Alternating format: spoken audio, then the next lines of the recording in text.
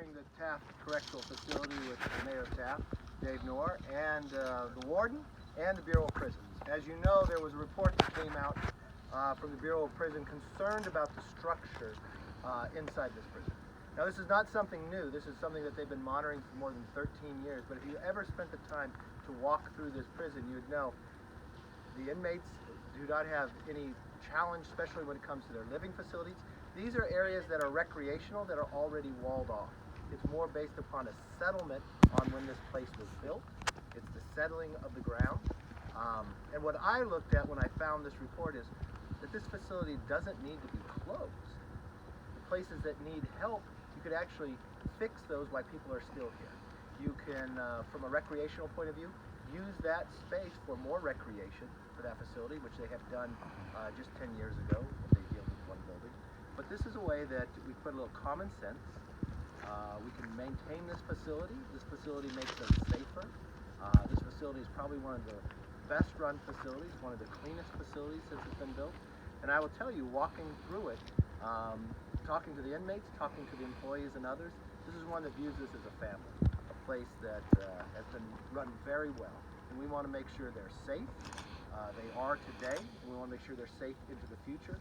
This is a problem that we can solve at the same time maintaining the Taft Correctional Facility. And I want to have the mayor come up. This is an individual who's worked very hard on this issue as well, been out here, understands it, lives here. And really, from a perspective of construction and others, what he's been able to build in this area and others, understands the settlement of the property and how this can continue to do the job of what the taxpayers wants this to do. Make sure we are safe, make sure this facility can maintain itself, at the same time do it in a cost-efficient manner and the best use of the taxpayer dollars. All right, thank you very much, Kevin. Sir. Like the congressman alluded to, we've looked over the facility as well as the people that have run this facility and the BOP that has owned this facility for quite some time.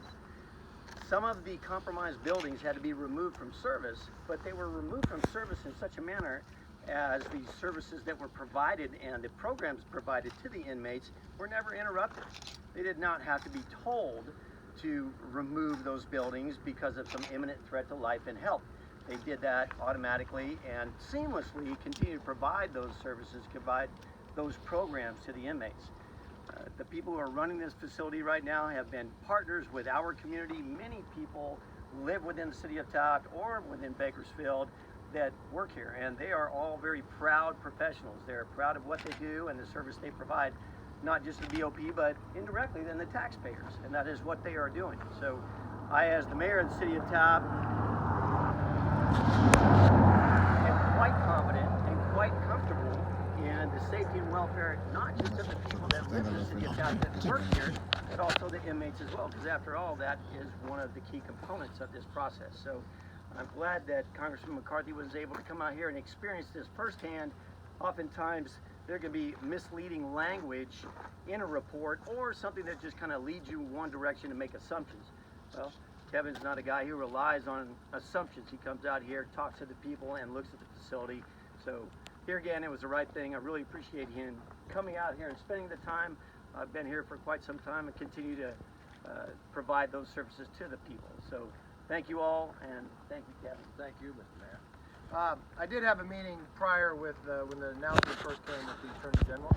He had looked at the report too, had not seen that prior, and found that they need to actually do a further study, to actually analyze, do inmates need to depart while they fix the area that has a challenge? Because the area today, they're not even using, and it's at the other end of the prison. So there's a capability of maintaining this area and making sure everybody's safe at the same time, and saving the taxpayer money in the long run. So, questions, comments? Yes, for the mayor, actually, if that's okay. Yeah. Mayor, you were very kind in speaking to me on the phone in an interview in which you said that many people who live in the city work here. Can you explain the significance of that? It really impacts the city, doesn't it? Well, absolutely. You're talking about a quality employer. The people that work here, they work in jobs that pay them a wage that can raise a family. They're involved in our community. And Taft is a small community. we're looking at ways to diversify our economy, if you will, and the 75 or so jobs that this facility represents for the community of Taft is a very real impact beyond that. When people are here working and they go into town for lunch, then during the day our daytime population increases. So it's very real negative effect if they were to close the facility and those jobs were to be eliminated. So we're cognizant of it and concerned. Congressman, what's the next step at the federal level for this place? Well, right now I want to come out and tour. They're doing a study within the next couple months to see if they can fix the prison at the same time while inmates are here. I'm very confident that that would be the answer they'd come back with, having toured it firsthand, knowing where the challenge is, and those buildings are not being used today. So I don't see that being a real problem in the long run. But I'll continue to work with the Attorney General as they come back and look at that study and see which way we move forward. One thing we do know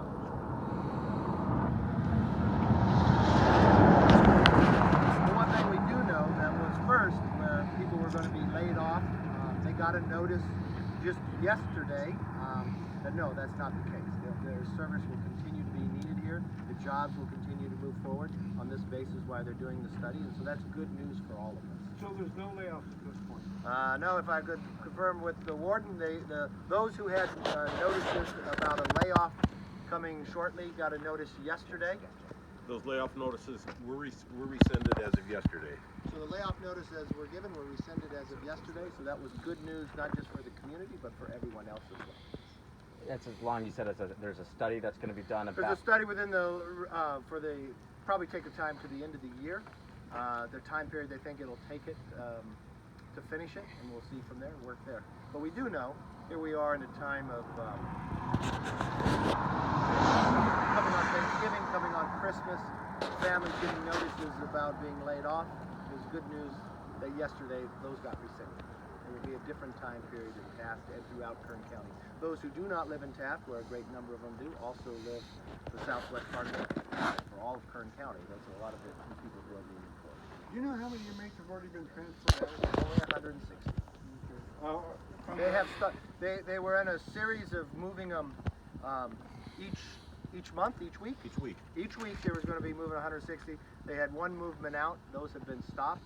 After the first conversation I had with the Attorney General, they stopped at that so they could see the report.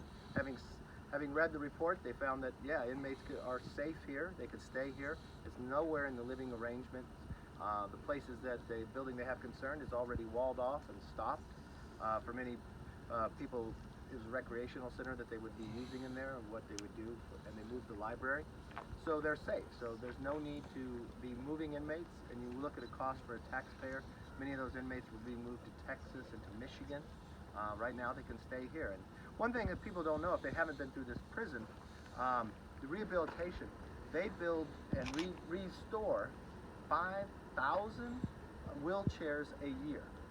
And it goes around the world. To me, it's teaching a skill, but at the same time, we're providing something much more for the quality of life and others. And a lot of that would have been stopped had that not been. Were the transfers out, were they from the main facility or the satellite? Main facility.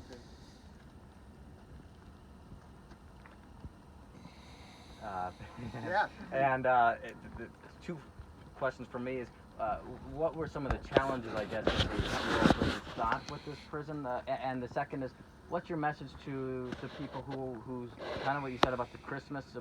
What's your message to those who work here? Maybe for those who work here, I want to thank them for their service. I want to thank them what they provide, the security and the safety for all of us. I want to thank them for the care of how they treat the inmates themselves. I met with a group of nurses, the mayor and I, and just yesterday, one of the inmates had a heart attack. And they had to shock this individual 11 times and they brought his life back. So there's a great deal of care within this facility. The building of the wheelchairs, the training, providing for those who are disabled around the world to be able to reuse a wheelchair that would not be able to be reused. Teaching them a skill for the building, labor, and all. Everything about, in America, we believe in giving a person a second chance. And what you want to give them the skill level when they come back that they will not have to repeat and come back into it. We want to make sure that they are good stewards.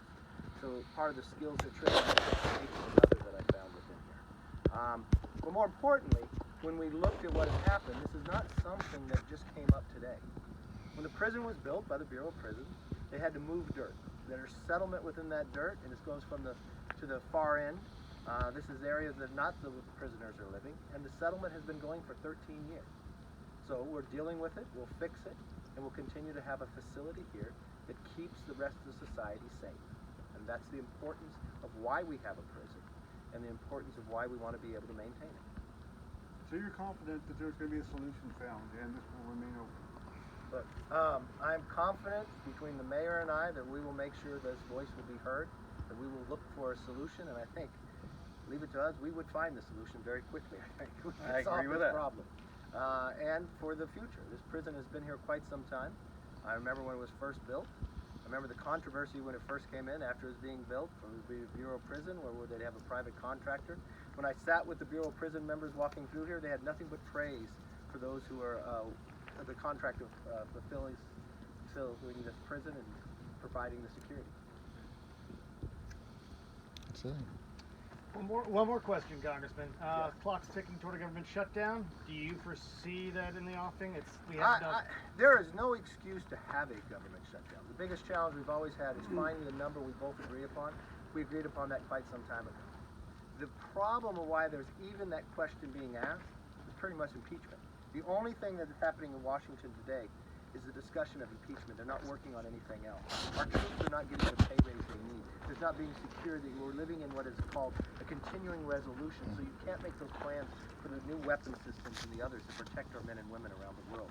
We find a world that is not safe. But this is really all coming down to that even in the Intel Committee and everywhere else, everything is about impeachment instead of the work that should be getting done. From our trade, from the lowering of prescription drugs, but now to the very basics of making sure government is funded. We're less than a year away from an election where we'll decide Congress, we'll decide the presidency, and all we're talking about is impeachment instead of solving, I apologize, instead of solving government funding itself. And that is not what we should be talking about. We should have this problem already solved, and we should be able to move forward. Would you support another short-term CR to take us to the end of the year? You know what? I don't think that question should be raised. I think we should actually solve this problem. If it comes to a continuing resolution, how long are you going to put it further out? Why can't you solve the problem? Is it just because impeachment? That being the case, what is the plan to have government funding? I haven't watched the Democrats from the Speaker and others even talk about this. I've watched them every night on the floor talk about impeachment. Hopeful something that they could find that they have not found for 3 years. I think it's more important to do the work that the American public elected you to do. Regardless of what party you're in, the number one thing you should do as elected officials is first have a budget. Unfortunately, the new Democrat majority hasn't even produced a budget. The concerns are our debt and deficit, and they can't even plan a budget to get us out of this mess. The argument about how much money we would spend. They wanted to spend more money. We've come to a final agreement. We had to make a compromise, something I wouldn't really want to at the end of the day if I was in power. But we came to that compromise.